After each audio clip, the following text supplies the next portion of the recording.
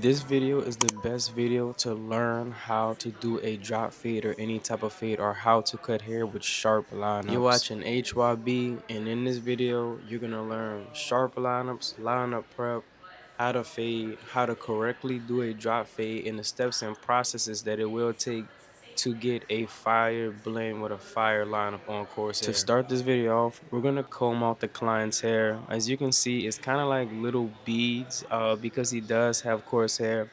This hair is considered to be some of the most toughest hair textures, hair texture to cut in, the barbering world. So for this video, we're using our detachable, our oysters. I call them oysters, but oysters. I think oyster. We're using our oyster detachables. So right now we have on a precision blade. If you have a trimmer, that's non-zero gap, meaning that the trimmer, the moving blade, and the steel blade aren't zero elevation. Like if they're not directly even, that means that they're not zero gap. You want to take a non-zero gap trimmer to create this first guideline.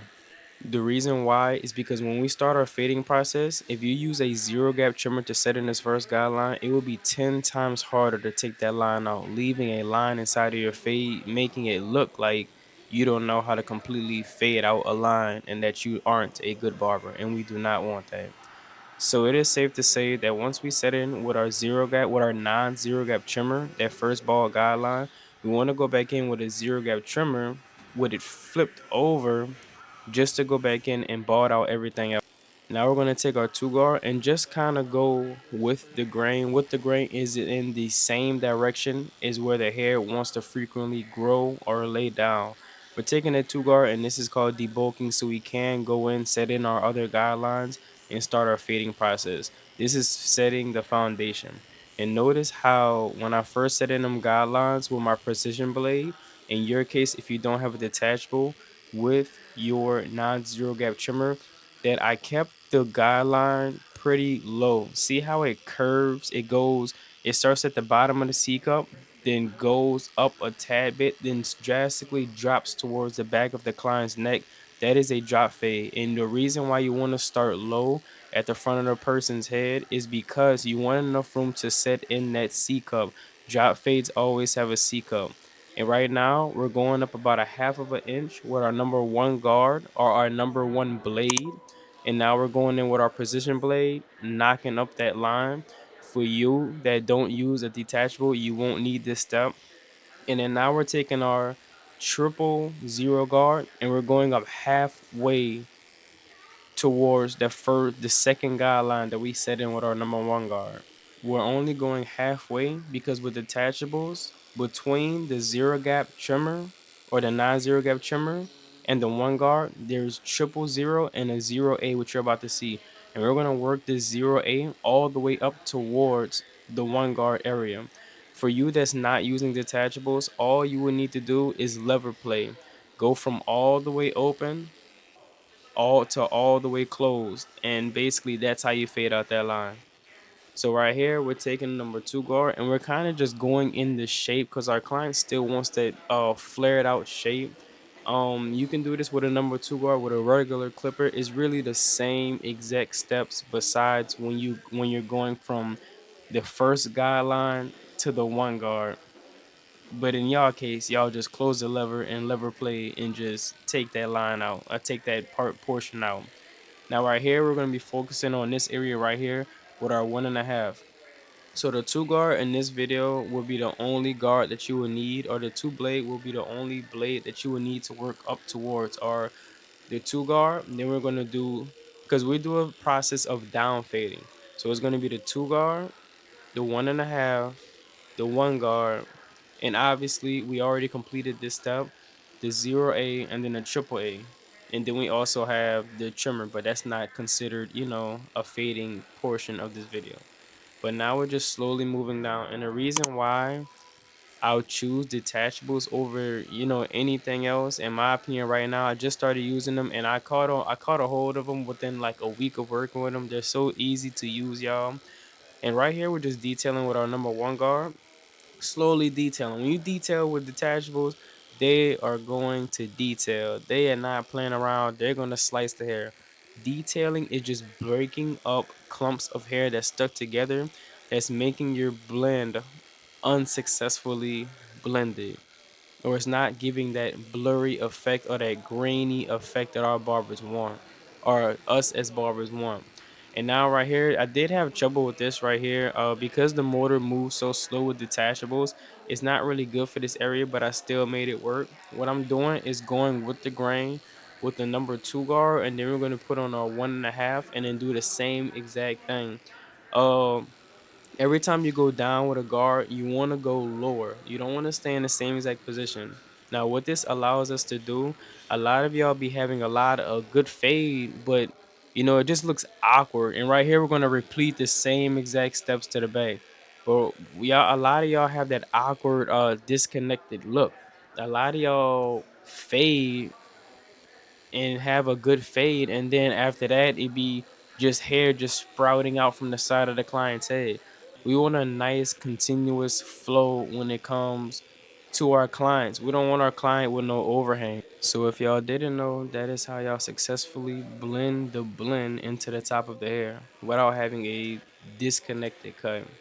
And right here, I'm showing the example. We're doing the same exact thing. And because I had a number two guard, I kind of just jumped straight into that, blending it into the top. That's my Instagram right there. If y'all do want to follow me on Instagram, that'll be much appreciated. So I'm growing. I'm in the process of growing my Instagram right now. That's the reason why I haven't been making. Well, I have been, making videos, but not as frequently as I would want. Let me clear my throat real quick. But y'all, I'm trying to man, content is another job. I'm prepared for it. I have the motivation, the drive, the discipline to do it. But I'm letting y'all know, for y'all barbers that want to get into content, content is a whole nother job, which is reasonable because you can profit off of content in the long run. So it's a grind. It's a grind to manage. And then I've also managed, I think, in a little bit over a year, like a year and 4 months, I've managed to gain 390 something clients. A year and 5 months. A year and 4 months. 390 something clientele. There's almost enough it's enough for a year. A year's worth every single day.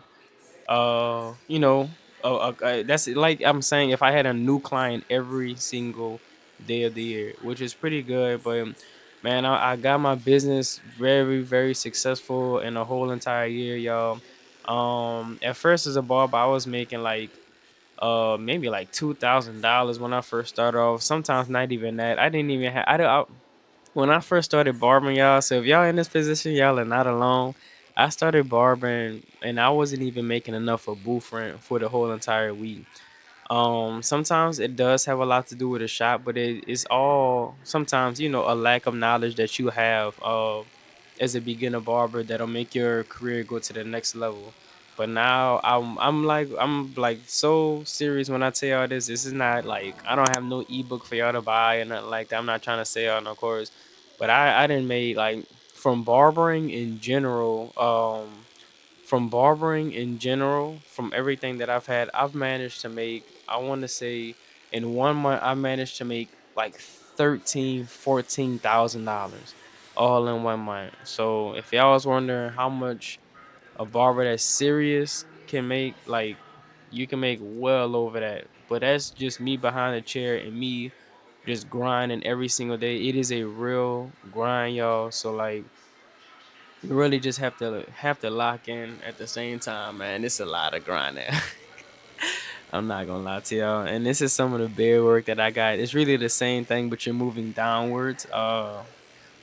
Yeah, this client has a nice beard. I love clients that have nice beards. It's always nice to line up a nice beard. So not too many people have nice beards. They all, well, in the area that I'm at. I wish I had more people in the area that I'm at. It's a very good spot, but like, man, I just wish I had more. And this is the next level line prep that kind of gets me. that ash line that I want. Right here with knocking this hairline down with a 1.5. We don't want it to be too low. What it's either gonna be a 1 guard or a 1.5. But with detachables, we're gonna put on that one and a half, and we're gonna knock that lineup down. Now, right here, this is aftershave. You don't have to use this. This is not recommended. If you have, you can skip this part and just use alcohol and get the same amount of stuff. This is really just good for the client, y'all. Um, if your client, let me tell you this, if your client has clean skin, you can get a sharp lineup. If your client has clean skin and clean hair, if you wash their hair, I don't have enough time to wash people's hair, but if you wash somebody's hair, you can skip this process. I typically tell my clients to come in already pre-washed, or just have clean hair. It doesn't have to be right before you come in.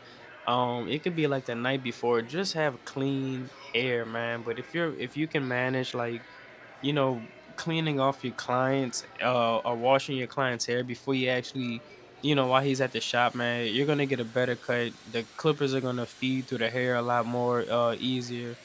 Um but yeah, man, these same steps I'm telling y'all is the same steps I use every single day to build my clientele base and everything. And if y'all do want courses, I will be having some courses. I'm just trying to make sure everything is right first. I do have a lot of things that I'm trying to do right now. And you blow dry on cold air. So you alcohol pad. That was the alcohol pad that you see me wipe down my client with. Then you want to blow dry on cold air. You're gonna add some holding spray. Holding sprays will get that hold. This is Corsair. We need that hold. Um, and then we also blow dry on cold air after we get that hold in. And this is gonna get us that sharp, crisp lineup that y'all are about to see, y'all. So yeah, if y'all want courses, man, just on the mentality, it's gonna be more so really on everything on barbering, on what you should be doing on a day-to-day basis to kind of keep your mental right, your mindset right, because all that plays a part. How you think while you're inside of the shop, man, that plays a part too. How you act, are you childish? Are you mature? Are you even ready to start making a lot of money in your career? Are you ready for all that? Are you ready for responsibility? Are you disciplined enough to where when you make progress, will you keep going? That's the biggest thing. Will you keep going when you make progress, or will you keep going when you don't see progress being made? Sometimes we kind of doubt ourselves and we may not see our progress, but it's progress there. So when it comes to our C cups, our lineup, we always start with the C cup. Right now, I'm lowering the chair so I could get at a comfortable angle so we can line up our client successfully. But whenever you line up the client, you want to start at the top of the or the bottom of the no, the top of the C cup, and then slightly tilt your trimmers and then work into our guideline that we first set in. And right here, I'm just making both sides even. Because really, evenness is everything when it comes to a lineup. Having everything even, having both C cups start in the same exact area. You want to imagine a line in the middle of the client's eyebrows, forehead, nose, lips, just dividing everything into sides. You want to make sure everything is identical on both sides. That is what's going to set you apart from other barbers. That is what's going to get you them likes on Instagram. And and right here, whenever you start the front lineup, you always want to. I use the client's eyebrows.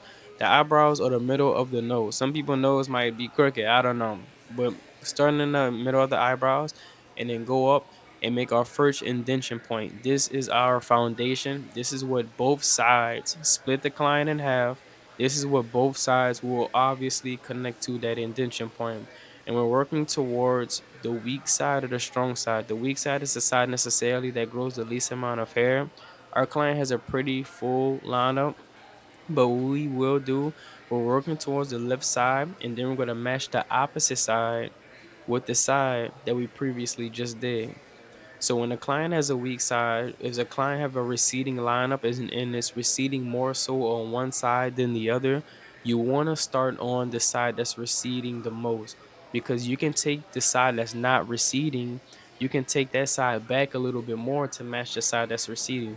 The reason why I don't preserve hair, or I don't do them little tiny pieces of peach fuzz on people's foreheads is because when my client goes home, I used to do this. I used to do this same exact thing, try to preserve hair. I don't really like to use. I'm in a whole nother state of barbering to where enhancements is really not my thing.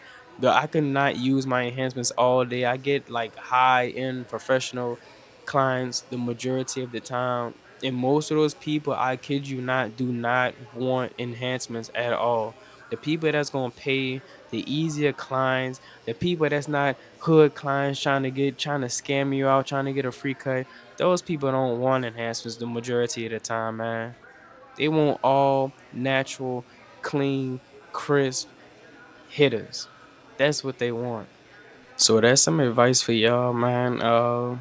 And this is from an experienced barber that I kind of been through everything in my career so far. So man, yeah, but I will be opening up some courses on here. I know I've been talking about the courses for the longest, but I'm just trying to do a lot of stuff right now. I gotta go take professional barber photos. All the top barbers got professional barber photos. Because that's what they use on the flyers and whatnot. And we're just edging up the beard right now, just some simple edge up, y'all. And then we're gonna lean the client back. The razor blade, this is all natural. If y'all couldn't tell, this is all natural. I'm pretty sure y'all can. Y'all didn't see me use any enhancements yet, but this is all natural. The razor blade is a part of this all natural. The all natural flex or whatever you want to call it, the all natural look. The razor blade is the most important part about it. Um, for y'all that haven't went to school yet, school is the main thing that you need to make a lot of money in barbering. A lot of people that I talk to, they look at barbering like a side job, but the side job could make 10 times more than your main job if you used to take it for real. That's the funny thing about it that I don't understand. But um yeah, the razor blade is the main part, y'all. I'll be opening up some courses, mentality. I get a lot of questions on Instagram. If y'all DM me on Instagram, sometimes I text. I'm not gonna lie. Sometimes I text back. Sometimes I don't. It be a lot of people, man. So but like I get a lot of questions on how you balance family, how you balance life, how you balance barbering while content and all this other stuff. There is no balance to it for real. You kind of got to divide up. There's no daily balance. We're gonna say you got to divide everything up. This is with everything in life, y'all.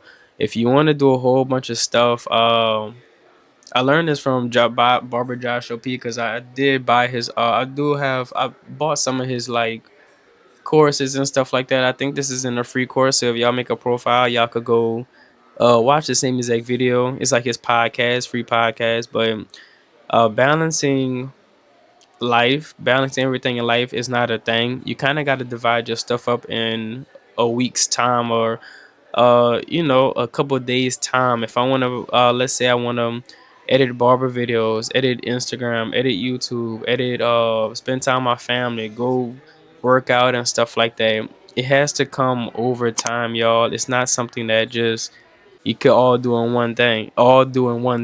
Because if you do everything in one day, most likely you're gonna leave one or two or more of those things, feeling unfulfilled, not feeling like you've done it all the way. So divide it into days. Divide cutting hair one day, making content another day. But it is the end of the video. I do yap a lot. But look how fire this haircut came out, y'all. It's HYB. If you're not having any business, what you doing? And we out.